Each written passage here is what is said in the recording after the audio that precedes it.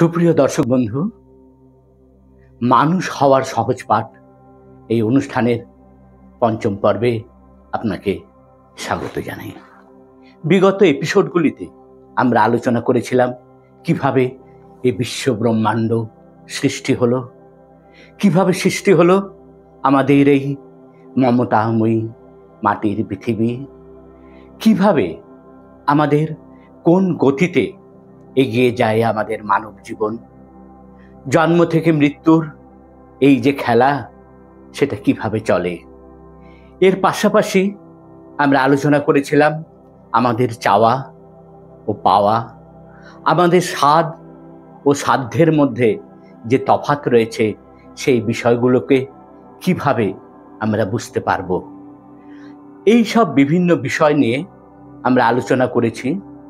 আজ আমরা আরেকটু গভীরভাবে আলোচনা করতে চাই।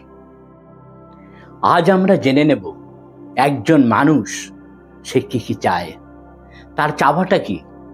মানুষের চাহিদা ও চাওয়াগুলি বিভিন্নভাবে ভাগ করে করে আমরা আজকে দেখব।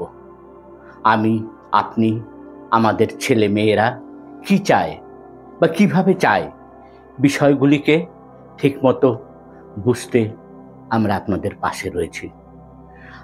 আমরা কখনোই মানুষের মতন মানুষ হয়ে উঠতে পারবো না যদি আমরা আমাদের আশেপাশের বা নিজের চাহিদা সম্বন্ধে আমরা সচেতন না হই।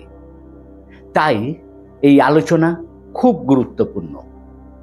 মনোবিজ্ঞান, সাইকোলজি, সমাজবিদ্যা, সোশিওলজি, নৃতত্ত্ববিদ্যা, অ্যানথ্রোপোলজি, জীববিদ্যা, বায়োলজি এবং পরবর্তীতে আমরা সমাজ মনোবিজ্ঞান বা সোশ্যাল সাইকোলজি এবং আরও বিভিন্ন দৃষ্টিভঙ্গিতে এই যে মানুষের যে মৌলিক প্রয়োজন, বেসিক হিউম্যান নিড, এ নিয়ে আমরা আলোচনা করব। সবার আগে দেখা যাক এই যে চাহিদা বা নিড, এটা বলতে আসলে কি বোঝায়। যে কোনো বস্তু, জিনিস বা অবস্থা যার অভাবে আমাদের কোনো উদ্দেশ্য বা লক্ষ্য বা টার্গেট ফুলফিল হয় না বা পূরণ হয় না, সেটাই আমাদের নিড বা আবশ্যকতা। অর্থাৎ যে কোনো বস্তু যা আমাদের জন্য অপরিহার্য, প্রয়োজনীয় ও জরুরি, সেটাই আমাদের নিড। এই নিয়ে সারা বিশ্ব জুড়ে বিস্তার গবেষণা শুরু হয়েছে। আমরা সেই সব মনোবিজ্ঞানীদের জটিল তত্ত্ব, তার আঙ্কিক বিশ্লেষণ, এসব বলে আপনাদের কান মাথা খারাপ করব না। অতি সংক্ষেপে প্রয়োজনীয় দু একটি কথা আপনাদের সাথে আমরা আলোচনা করব। আমেরিকান মনোবিজ্ঞানী আব্রাহাম হেরল্ড মাসলো 1954 সালে এই নিড বা আবশ্যকতা নিয়ে প্রথম ব্যাখ্যা দেন। তিনি নিড বা মানবের প্রয়োজনসমূহকে একটি সিদ্ধান্ত বা প্রিন্সিপল হিসাবে উপস্থাপনা করেন, যাকে বলা হয় যে আমাদের needs hierarchy theory of motivation বা থিওরি অফ মাসলো। বাংলায় মাসলোর প্রয়োজনীয় আমাদের বিশ্লেষণ। আজ সারা বিশ্ব জুড়ে মনোবিজ্ঞান নিয়ে ব্যাপক গবেষণা হচ্ছে। বিশ্বখ্যাত মনোবিজ্ঞানী সিগমুন্ড ফ্রয়েড, কার্ল জং, B.F. স্কিনার, এর পাশাপাশি আমরা ভারতীয় শিশুদের মন নিয়ে যারা গবেষণা করছেন, বিজ্ঞানী doctor Jean Piaget, doctor Diana Monteiro, doctor Asima Srivastava, এই সব বহু গবেষণাপত্র আমরা দীর্ঘদিন ধরে ঘাটাঘাটি করেছি। আমরা এই সব থিসিস পেপারের বিষয়বস্তু নিয়ে বিস্তারিত বগরে যাব না। বিভিন্ন মনোবিজ্ঞানীদের গবেষণার যে ফল, তার যে নির্যাস নিয়ে আপনাদের সাথে সংক্ষেপে আলোচনা করব। সাইকোলজির তত্ত্ব অনুসারে মানুষের প্রয়োজনকে 5 ভাগে ভাগ করে নেওয়া যেতে পারে। প্রথম ধাপে অর্থাৎ শুরুতে আমরা যে আলোচনাগুলো করব সেটা হলো একেবারে মৌলিক প্রয়োজন, এবং পরপর ধাপে ধাপে আমরা উচ্চতর প্রয়োজনে যাব। অর্থাৎ শারীরিক প্রয়োজন বলতে যেগুলো আমাদের টিকে থাকার জন্য লাগে, অন্ন, বস্ত্র, বাসস্থান। তারপর আমরা পৌঁছে যাব আমাদের মনের গভীরে বা আরও উচ্চতর চিন্তার ক্ষেত্রে কি কি মানুষের চাহিদা রয়েছে, সেগুলোকে আমরা সুন্দরভাবে শ্রেণীবিন্যস্তভাবে আপনাদের সামনে আমরা তুলে ধরব।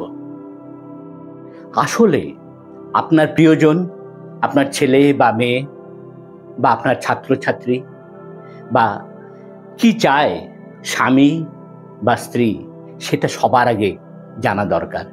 এই না জানাটা সব পারিবারিক ও সামাজিক অসুবিধা, ঝঞ্ঝাটের মূল কারণ। গলদটা আসলে আমাদের গোড়ায়। আমাদের শিক্ষা ব্যবস্থা এই নাটের গুরু। আমাদের সব কাজ পরিচালিত হয় আমাদের মনের অবস্থান থেকে। অর্থাৎ এই যে আপনারা যারা আমার এই বিষয়টি দেখছেন, সময় দিচ্ছেন, আসলে কি কোনো না কোনো জায়গায় আপনার সাথে আমার মনোভাবনার মিল কিন্তু রয়েছে।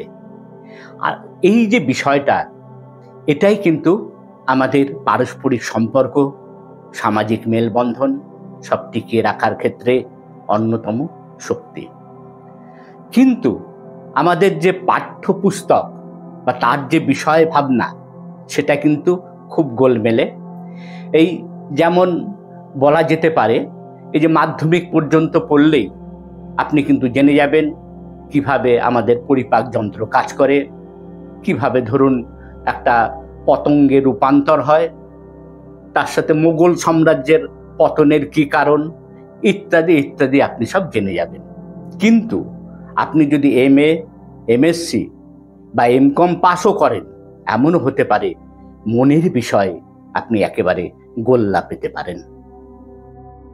আসলে আমাদের যে শিক্ষা ব্যবস্থা, সেটা হচ্ছে ইংরেজ প্রবর্তিত শিক্ষা ব্যবস্থার কপি পেস্ট। এছাড়া আমাদের দেশ স্বাধীন হওয়ার পরে যিনি আমাদের কেন্দ্রীয় শিক্ষামন্ত্রী হয়েছিলেন, উইথ ডিউ রেসপেক্ট, তার মধ্যে ওই বৈজ্ঞানিক চিন্তাভাবনার যথেষ্ট অভাব ছিল। এর পাশাপাশি যে প্রাচীন ভারতে যেটুকু বিজ্ঞান ভিত্তিক চিন্তাভাবনা ছিল, তাও সরকারি পৃষ্ঠপোষকতার অভাবে স্বাধীনতার পরবর্তীকালে তা কিন্তু অনেকটাই নষ্ট হয়ে গেছে। তাই অবৈজ্ঞানিক শিক্ষা আজও আমাদের বয়ে বেড়াতে হচ্ছে, অর্থাৎ ভূত রয়ে গেছে ওই শস্যের মধ্যেই, এবং তার ফল আমরা সবাই হাড়ে হাড়ে টের পাচ্ছি।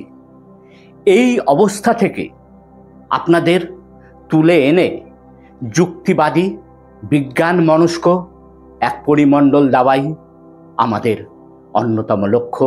তাই আমরা এসেছি মানুষ হওয়ার সহজ পাঠ নিয়ে। মনের ব্যাপারটা কতটা গুরুত্বপূর্ণ একটা উদাহরণ দেওয়া যেতে পারে। বিটেক পাস করা ওই আমার পাড়ার দীপঙ্কর বেশ কিছুদিন ওই পেয়ার মহব্বত চালিয়ে বিয়ে করলো, ইকোনমিক্সে অনার্স দীপান্বিতাকে। কিন্তু 3 বছর ঘুরতে না ঘুরতেই তাদের হয়ে গেল বিবাহ বিচ্ছেদ বা ডিভোর্স। এই ঘটনার কারণটা কি? এই বনিবনার অভাব কোথা থেকে তৈরি হয়? আপনার ছেলে বা আপনার মেয়ে কেন আপনার অবাধ্য? এই সব কারণ আমরা জানব। রাশি, নক্ষত্র, ঠিকুজি, কুষ্টির ভণ্ডামিতে নয়।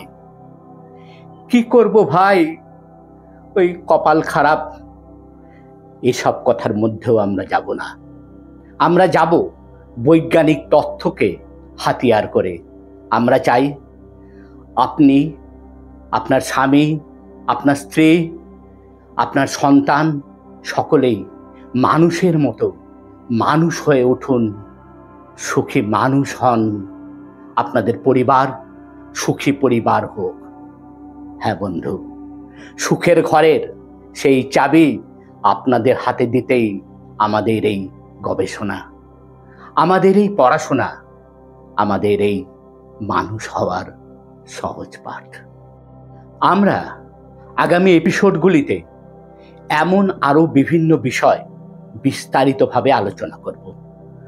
সহজ ও সহজবদ্ধ বিষয় থেকে শুরু করে ধীরে ধীরে কঠিন বিষয়গুলিতে আমরা যাওয়ার চেষ্টা করব। তাই আপনারা সকলে প্রথম থেকেই একবারে মনোযোগ সহকারে আমাদের এই অনুষ্ঠানটি দেখবেন, না হলে ওই পরবর্তী বিষয়গুলি দুর্বোধ্য বা বোঝা যাচ্ছে না এমনও মনে হতে পারে। মানুষ হওয়ার সহজ পাঠ এই ধারাবাহিক অনুষ্ঠান নিয়ে আমরা প্রতি সোমবার, বুধ ও শুক্রবার সন্ধ্যায় আসব ইন্টারনেট বা বিশ্ব তরঙ্গে।